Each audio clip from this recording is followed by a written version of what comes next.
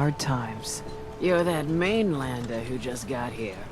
Better watch yourself, 'cause this island sees and hears everything you do. I should know. I watched the island tear down the greatest family that ever set foot in Far Harbor. It's a tale of greed, blood, and vengeance. Sounds interesting. I'd like to hear it. I thought you might say that. My family, the Daltons, was the pride of Far Harbor for generations, even back before the war. It was lumber and fishing that made the Daltons rich. But they got greedy, took too much from the island. The island's been getting revenge ever since, killing us off one by one. I'm the last Dalton still standing. Ah, but now our story takes an unexpected turn. A mysterious stranger comes to Far Harbor. Someone strong, someone capable. With the stranger's help, the last living Dalton finally has a chance to avenge her bloodline once and for all. Let me guess. I'm the mysterious stranger who's gonna help you avenge your family. Ah, you're a quick one. Good. You'll need your wits about you, because your part in the story is filled with danger. Now, on to the first chapter in our tale of vengeance. That would be the sad story of freckle-faced Petey. Petey was my cousin. He was a good lad, never caused trouble. He thought all those freckles brought him luck, but, well, not so much. He was out foraging at the National Park campground when the island sicked some feral ghouls on him. Island's a sneaky bastard when it wants to be. Anyway, he made it back to town, but died from his injuries that night. Of course, those ferals are still out there, waiting to kill the next poor fool who comes along. Damn shame that. Those ghouls are as good as dead. Good. It's long past time those shamblers paid for what they did to Petey.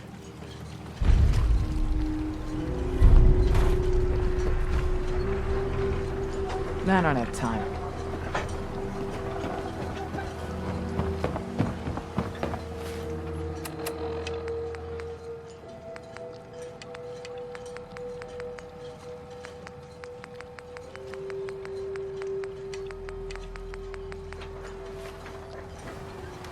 Avery. And now you see what we're up against. The fog and the creatures it spits out have taken the whole island from my people. But for your help when we needed it, you deserve this. If you managed to survive despite all that, you must be tough. Ornery, more like. I'm done cowering behind your damn hull, Avery. Time you let me deal with the real problem. With the right people and my guns, I can end those Children of Adam cultists for good. The fog's been here forever. The children didn't make it. Before the Rat Eaters came, the fog was under control. They come, and it all goes wrong. It's time we do something. No need to burden the stranger with all this nonsense.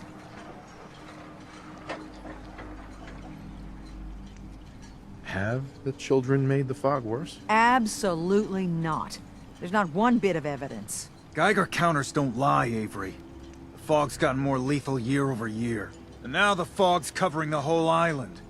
But only after the children came. You know as well as I do that's happened before. Sure, people have theories the children are involved, but no one, and I mean no one, has proof. Can we get back to business? Sorry for all that. You're here for Kasumi, right? She headed inland to the Synth Refuge, Acadia.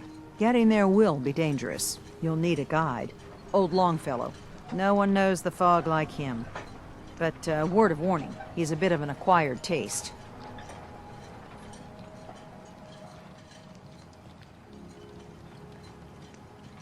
Thanks for the info. Best place to look for Longfellow's at the bar. The last plank. And, please, lend a hand around town if you're able. Even if it's slapped away. People like the Mariner and Cassie and others need help. And let me say something you might not hear again. Thank you.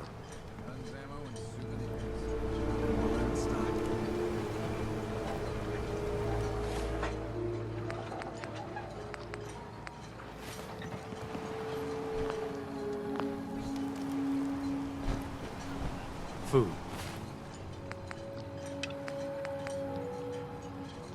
Stim packs. Fully sterile.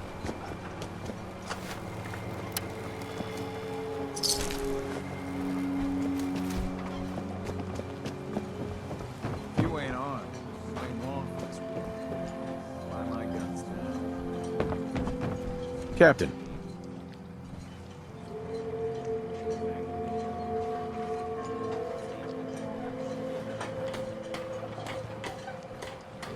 I hope the Harbor's being good to you. At this point, I'd settle if folks were just plain civil. What's there to do in town? Brooks sells general goods. Teddy Wright's in back of his shop, and he can patch you up if you need it. Besides that, the Last Plank's a popular stop for booze and what have you. And lastly, well, if you need a gun, see Alan Lee. You know of anyone that could use some help? It's never easy to ask anyone on this island for help, much less a stranger. But I've got a responsibility to these people, and I have a job for you, if you're up for it. Besides, I know you're tougher than you look. I'm happy to help with anything I can. If you say so. We get our drinking water from a purifier not far outside of town. We had a bad storm not long before you got here, and it must have damaged the fog condensers that protect the road to the purifier. I sent Howard Dunbar out to fix them. He was out there when the Mirelurks hit us, and I'm afraid they might have got him, too. I was hoping you might go have a look. If the worst happened, maybe you could get those fog condensers back online. If you're up to it, just head south out of town. It's paying work, of course. I wouldn't ask a stranger to stick their neck out on our behalf, unless I was willing to pay a fair share for it. All right, I'll head out there now. Good. Our water supply won't last much longer.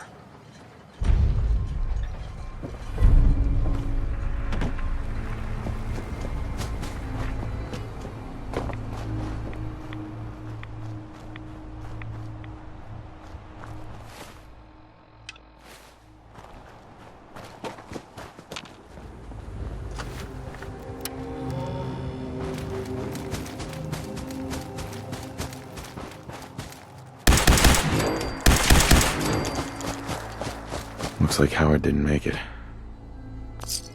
I'll have to repair the fog condensers myself.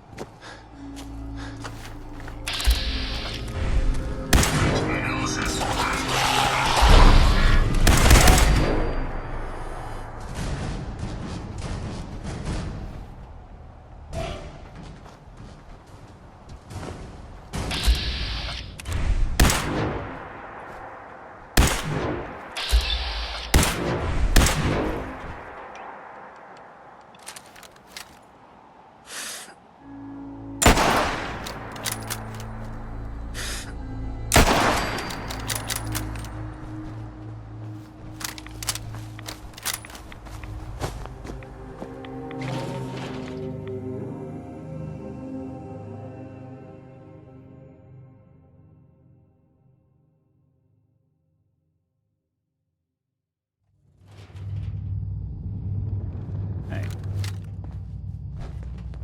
Heads up. Hey, let me ask you something. Sure, ask away. It's just, with everything that's happened with you and your family, it's a whole hell of a lot to process. I wanted to make sure you're holding up all right. I don't know, Nick. My family's in tatters. I've been dropped into this place where everything's trying to kill me. You tell me. Well, I'd expect you to feel lost, scared, and mad as hell. I sure did. Took me a long damn time to get a feel for this place. Thank goodness I found Diamond City. It's got its flaws, sure, but it beats the hell out of anywhere else in the Commonwealth. Of course, when I took up there back when, people were just as scared of the Institute as they are now. Maybe more. The massacre of the CPG was still pretty fresh in people's minds at that point, and folks were still losing sleep over the broken mask. Plenty of people assumed I was just a saboteur, moving in to melt down the reactor or poison the drinking water. But at the time, they couldn't exactly turn me away. Why'd they let you in? Because I'd rescued the mayor's daughter. Gal of about 15. Pride and joy of the mayor back then. Man by the name of Henry Roberts. The young Miss Roberts decided she'd run off with some caravan hand she'd, known for an evening. Turns out the guy was part of a gang of kidnappers. I didn't even know who I was rescuing, just stumbled on a crying girl and 4 toughs. I took her home and the mayor dubbed me a hero, offered me a place in town. Lots of folks protested, said I was a spy, but he wouldn't have it. Taking up in the city was tricky at first, but I never tried to hide what I was, and people seemed to warm to that. Was it hard settling in? Yeah, they sure didn't make it easy. I started off doing the jobs no one else wanted. I got more banged up being Diamond City's handyman than I ever did living out in the ruins. But I guess folks never forgot I rescued the mayor's daughter, so they started coming to me when people went missing. Wife runs off with a new paramour and takes the rent money with her. Talk to the synth. An upset father decides moving him and the kids to Good Neighbor in the dead of night's not the worst damn idea since the bomb. Go get Nick. After a while, the jobs got so backed up, they didn't even ask me to do the handyman stuff anymore. Hell, I was so happy to do it, it was months before I started charging anyone. I never stopped being Nick the Synth, but it was Nick the Detective folks came to see. It was about then that things finally started feeling normal. It took me a long time to realize that home is where you make it. And with some time and effort, this place can be home for you, too. That's a long story, but I hope it helps. Want to get moving?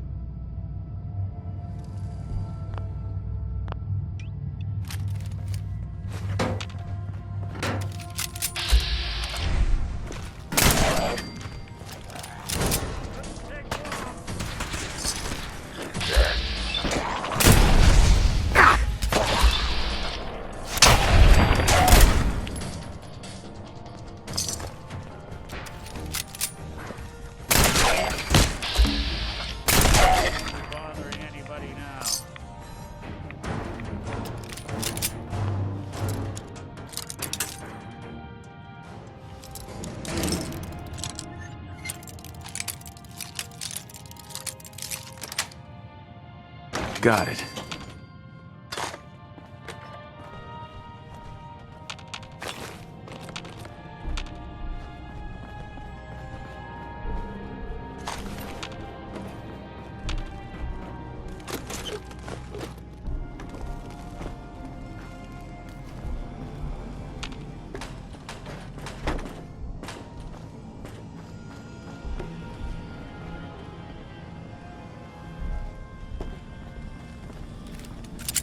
Other side's chained up.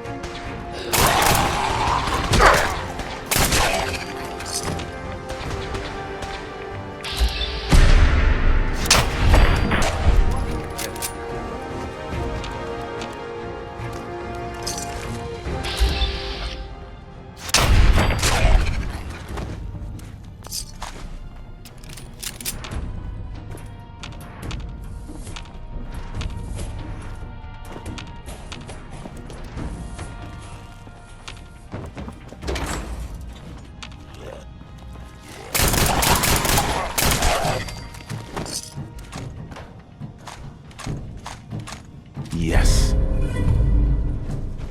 Don't think I can pick this.